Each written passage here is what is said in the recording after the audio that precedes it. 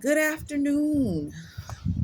Um, so again, my beautiful, beautiful husband took my entire house somewhere. I think they go to this. We call it the Mexican Mall. It might actually be called the Mexican Mall. I don't know. Anyway, that's where they are. I'm pretty sure. And as much as I wanted to do this from my completely quiet house, um, it's a gorgeous day, so I have to be outside. Um, yeah, so as I alluded to in my previous video, um, there's a lot that's been going on in my life. Not really like super deep spiritual, but just like, um, yeah, that's the wind running through my poorly built deck. Um, just a lot of annoying things that happen in life. And it's really funny. I might as well tell you about this. I actually dreamed. Hold on. Sorry, I thought saw a creature under my porch. I dreamed. This was like 2 weeks ago. That I was in a parking lot in some random place. It kind of felt like it was maybe like my old uh, dorm when I was in college. I was in a parking lot and in front of a place like that, and some unrelated stuff was going on, and I was walking towards my car, which I could perceive was like a brand new something. It was like a suburban something or other. It was black and it was like a big hulking, bulking thing, and it was in the parking lot. And there was like this, how they're in the parking lot when it's like, it's an older parking lot, so there's like a big pit of gravel or whatever, and you don't want to drive into it. Maybe it's like a puddle has built up in it. So there was something like that in front of my this car, and so I kind of like walked around to try and avoid it, and I saw someone come out, and I started to say hey to them or whatever. And as I was greeting them, I fell into this pothole, which became a sinkhole, and I just like fell, like, I don't know, it was like 10 feet deep into this sinkhole. And when I fell, I hit this pile of grease. And it was just really distinct. It didn't smell like anything, thank God. But I could tell it wasn't dirt. It wasn't, poop. It was grease. And it was super weird. And I was just like, a part of my brain was trying to like figure out, like, are we near like a fast food place and this is where they dump all their stuff and now it's underneath the ground, like what's going on? But mostly I was just like, gross, get out. And so I got out, and there was kind of like bits of food. It kind of looked like noodles, like ramen noodles on me and stuff. Like it was, my brain was trying its best to make it real without grossing me completely out. And but yeah, it was grease. It wasn't like, it was like food related grease. It wasn't like car oil grease. And so I got out, and the person that I was talking to didn't even see me fall down. They just like turned their head right when that happened. And so they turned around. They were like, "Did you just fall in there?" And I was like, "Yeah." Like, is it not obvious? Because I was like covered. But I was like, as gross as it was, and as, whatever, I just was like, well, okay, I'll just go inside, take a shower. Like, I was going to change out of these clothes anyway. Like, it's just on my way to do it. It'll just be a little more necessary now. And then that happened. And then a little bit after that, the sinkhole widened even further to the point where the entire car has now fallen into it. And I was like, and it was so devastating and so not anything I could do about it that I just was like, okay. And then it was like the dream sort of shifted a little bit, because it was like I was thinking about how it was a new car and all of this. And then it was like, not only is it a new car, but you're literally in the parking lot of the place where you got it, and you haven't even driven off the lot yet. And that's what the situation became. It was like that was the whole lot I was in. And then my mom like showed up from nowhere, and she had like the tag, like the tags, license tag, title, whatever. She had like the tag in her hand, like I guess it was the temporary tag too.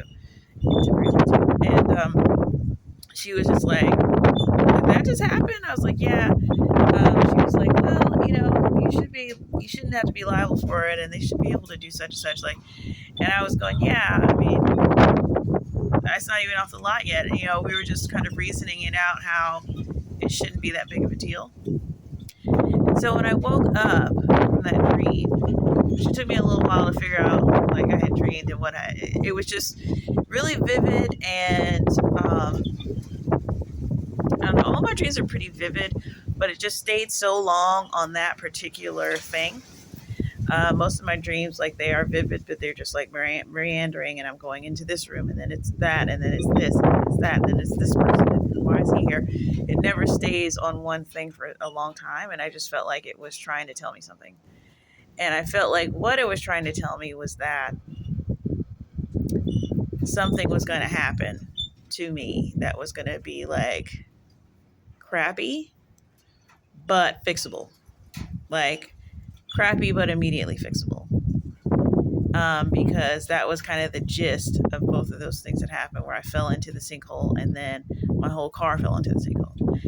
And I just kind of got that sense, like, right away. It was like, I think this dream was trying to tell me something, and it's this. And so I kind of was like, that's interesting. So I kind of had my senses up for that. And then I think literally that day, I dreamed that night, and then that day, later that afternoon, I won't bore you with the details, but basically we have a basement, and we have a groundwater system in the downstairs that runs up to a system that is on the ground floor. And we didn't know what it was. At first we just thought that a pipe burst, which it did indeed do. So a pipe burst inside of our, the little housing where the HVAC and the air conditioning stuff is. And it just started, you could just hear in the inside, it sounded like we had a waterfall inside of our house. And it kind of looked like we did have one too. And so it just was like this drama. But, we managed to sort of get it under control that night because it happened in the evening. We had to shut off our water system downstairs, because there had been a rain the night before.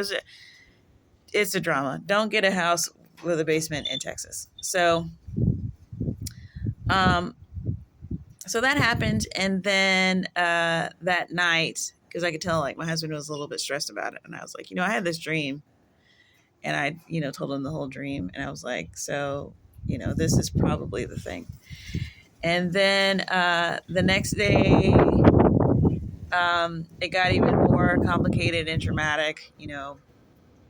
My husband, basically blew his lid because he thought something was happening that wasn't happening, and he just gets really frustrated with money, or when it comes to certain things.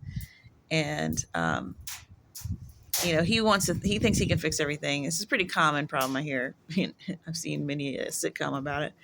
But he's going to fix it because it's less money, and I just want to pay someone, a decent amount to get it fixed and have it be done. And so, we thought about that. Then he ended up fixing it himself, but then he fixed the problem that we thought it was, but that didn't fix the entire problem. So we still had the problem, and we had no idea how to fix it. And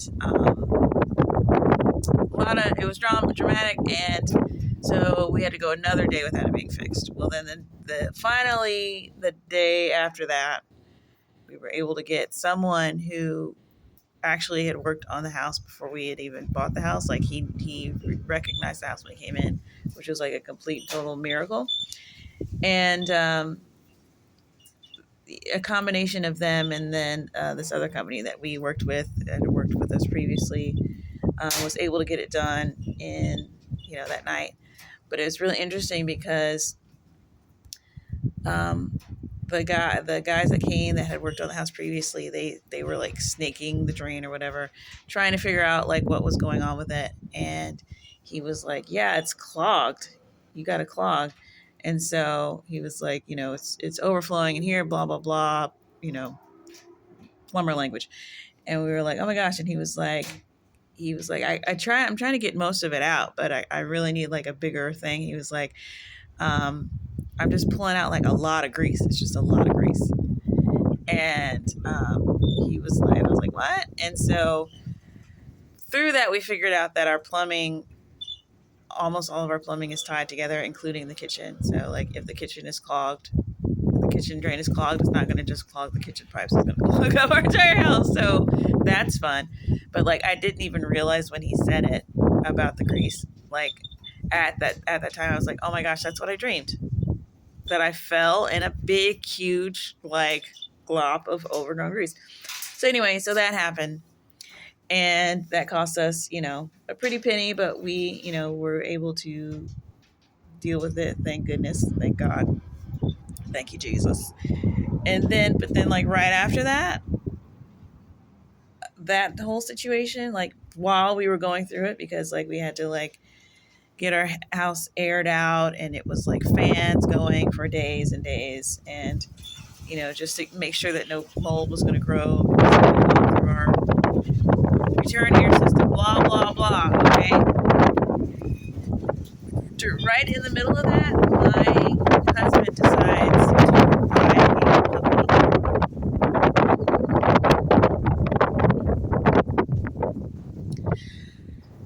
So we have a puppy. And I do mean a puppy. Like, this thing is peeing everywhere all the time. And I didn't grow up with dogs. I wouldn't even consider myself a dog person. I like a dog, when you go to your house and your dog is there and he's trained and he's cute and, he can just chill next to me until we leave, like, that's fine. But for me to own a dog is as much as I really felt like, for the kids, it would be nice for them to have something. We can't give them a sibling, let's give them a dog. Like, I was kind of going in that direction in the last, year or two. So that's the only reason why I didn't like chew his head off or whatever. I was like, well, maybe it's time. But it has been like, exhausting isn't really the word, but it is when you're making a sacrifice that you didn't expect to make, it just really like was an unexpected test of flesh. Because I mean, personally, like, I'm the one doing most of the rearing, which I also knew was going to happen, but whatever. So I'm watching this dog pretty much 24 hours a day. I sleep with the dog in the living room on the couch, just so that he'll sleep, because he won't poop or pee on the couch. So during the night, he's not about being outside. He's not about being in the nice new cage that we bought. So he's like 7 weeks. Now I guess technically he would be considered 8 weeks, 8.5 weeks. Big whoop, right? So his little bladder is only good for about 2.5 hours. And I'm quickly, or maybe not so quickly, understanding that his need to pee is not tied to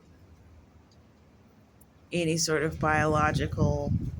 It's not just, oh, my bladder's full now and I have to pee somewhere, anywhere. He pees for reasons unto himself.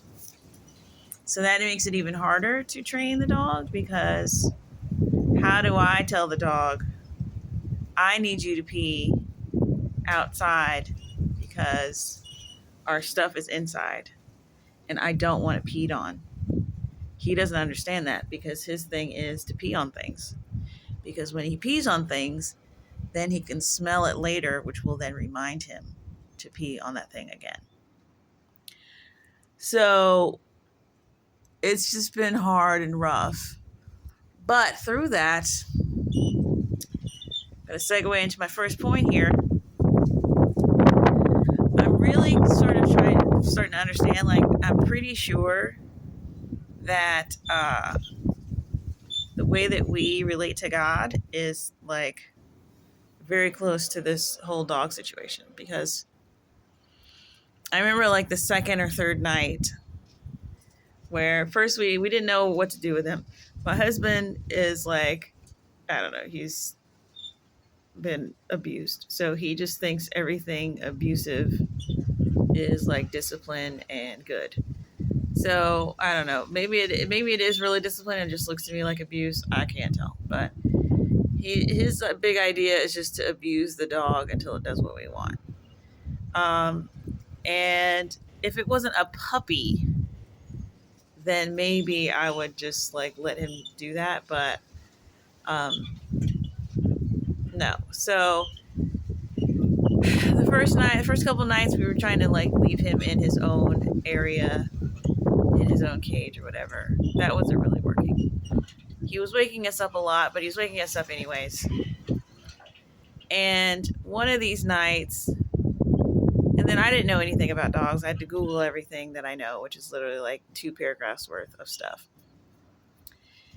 And he woke me up in the middle of the night. Like he had maybe, I don't know if he slept for 2 hours. I slept for 2 hours. I don't know what he was doing. But he woke me up. He was in this little, we have like a laundry basket. And for the first 2 nights, we had him like in the laundry basket because we didn't know. We like put the laundry basket on top of him and it would be like this little doggy cage. And so he started like making noises and I thought, oh, maybe he has to pee. So I got up and I took him outside and he like instantly peed. Like we had these little pee pads or whatever. And he instantly peed. And, you know, silly me, I thought, oh my gosh, I've trained this dog in 3 days. He knows what to do. But the point was that, I don't know, I just saw the parallels between us and God because, you know, God just, you know, when he says that he just wants obedience, it's like, that's all I want for this dog. Like, and I only want him to do one thing, which is not pee in my house or poop. Don't poop or pee in my house, and we're good. Like, I don't want to give you away. I don't want to leave you on a street corner. I don't want to do any of that stuff if you just go outside and pee and poop. But, like, he's doing everything but that. Like, he is trying to lick my face and, like, be near me all the time and, like, be under my legs and, like, show that he really cares that he's around me and, like, you know, bark when he's outside and want to be inside. And I'm just like, okay, I don't need any of these displays. I need you to do the one thing that I'm training you to do, which is not pee and poop in my house. Like, that's it. And I don't know if it's just because I'm not a dog person anyways, that it's like, you're cute and all that, and that's all wonderful, but I can take or leave that. Like, if I never see you again, like, it's not, I don't care. I don't care. I'll have like 1 or 2 fond memories, maybe, probably. But, and I'm going to feed you, you know, and I'm glad the kids are playing with you and all that. And I'm doing the things. I'm getting up at, you know, every 2 hours, every 3 hours, going outside, sitting outside long enough for him to, you know, get comfortable enough to pee or whatever. And I'm giving him the treats and telling him he's a good boy and all of that stuff. But what I would want from the dog that would make me want to love the dog or feel, you know, let the dog have more freedom to do what he wants to do, is just get past square one and, obedience. Obedience. Like, you doing all that hooping and hollering because you want to be near me is not doing the job. Because you say you want to be near me and then you pee and poop in my house on my rugs. Like, I'm not trying to do, like, I don't have supplies to be, I'm not that type of person that's just got like the shampoo thing and the Dirt Devil, like, water, hot water. I don't have any of that stuff. I don't want to buy any of that stuff. And if I go buy that stuff and I use it one time, I don't want to have to use it again in another couple of days. So, like, I only want to change my life so much. And I realize that it's a puppy. But, I'm pretty much home all the time, as you can probably guess. So I can watch him all the time. That's not the issue. It's not like I go off to work and I come home and there's like 8 puddles all over the house. But, hopefully, the enhanced surveillance is sort of hastening the process of him understanding what's going on here. But so far, well, I won't say that, but it's been a week, about 10 days. And he can tell by my tone of voice. He can tell by, when I look at him, he just sits down. Like, he doesn't know what this is all about. He doesn't want to make me mad, but he doesn't know what he's doing. And I'm just like, dude, this is so like us and God, like, where it's just like his ways are just so high. Like, I'm just he's a dog and I'm a person, and he has dog ideas and I don't. And it's like, it's not even like I have this high and lofty thing, but it's like the dog doesn't understand what it is to have a house and to have to clean it and to have, and all that stuff. He just knows pee and poop and eat and sleep and run around and jump and play. So it's just like, my ways are higher than his ways. That doesn't mean that they are abstract and ununderstandable. And so, but the way that we come into an understanding is that I have to be consistent with my behavior, and I have to, like, I have to encourage him and praise him at the right times. And everything that I read was like, praise only, no punishments. But how long can a mere mortal go before they're starting to yell at the dog after like the 6th accident or whatever? But like, this idea of just positive reinforcement only, and I'm just like, God, this is so God and us. Like, it's just hilarious. God trying to train us to do something, and he can only communicate so much to us in a way that we can understand. All he can do is, like, show up and we follow him around, and then he gives us the encouragement, and then we do that same thing again, and then we do that same thing again. And then, we get the reprimand, and we're like, I'm confused. I did the same thing. It's like when he poops outside, I'm like, oh, good boy, good boy. He does the same thing inside. He's like, well, he's probably confused. It's going to take a while for him to understand, like, the difference between the two processes. It's like, well, you don't mind when I do this outside. It's like he doesn't, and if I yell at him in the wrong way or whatever, now that we've sort of blown up at him a few times, or just left him outside just because it's like, fine, I just need like 6 hours to not have to worry about a puppy on top of everything else. Now I can see him less.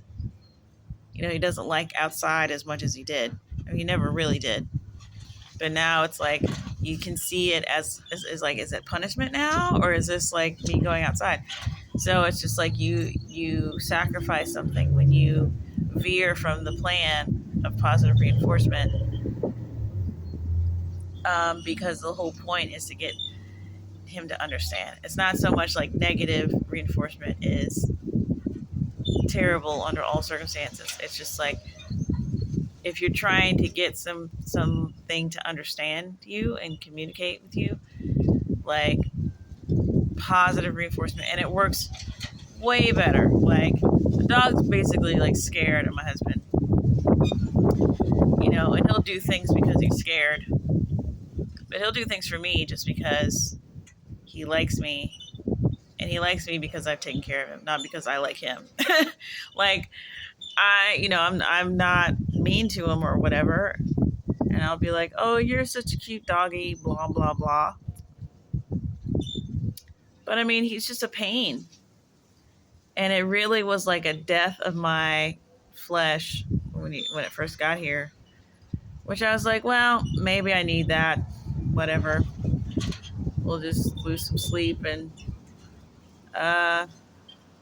it really halted a lot of my schedule, and homeschooling went out the window for a little while because I was like, I can't worry about that and you and this, and we bought a bunch of stuff and whatever. So I don't know. That didn't really come out as articulate as I would have hoped. But I just remember thinking, like, when I thought that we were on the same page about it, and we totally weren't, and just was like, oh, this is how it is with like how God has to be with us, and He's just so happy to get praise of any kind, and any attention and stuff, and it's genuinely like he seems surprised when he gets in trouble. So yeah. But then I think that, maybe the puppy is here to teach me like patience and how to deal with other sentient things and not to be so because at first it was just like, okay, puppy, like, okay, and now I'm just like, I'm airing out my frustrations. I'm yelling directly in his face. He just kind of looks at me. And just, he's just gradually being a part of our lives, which was definitely touch and go there for a little while. I was like, maybe we need to call these people and tell them, like, we are not dog people like we thought we were. So, but then it would be like, no, and then the kids would be playing with him, and it's just like, fine. So I think we have a dog now. And apparently he's out with the kids. I don't know how that's working. I don't care. I don't see the leash, so they must have took him and put him on a leash or whatever.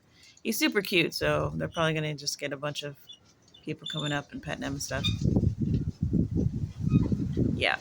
So anyway, let's see. I got 1 minute. Do I have anything else that I could fit in here on my list? Oh yeah. So y'all know that scripture that's like, the wages of sin is death. I think the whole thing is like something like the wages of sin is death, but the gift of God is eternal life, or something like that.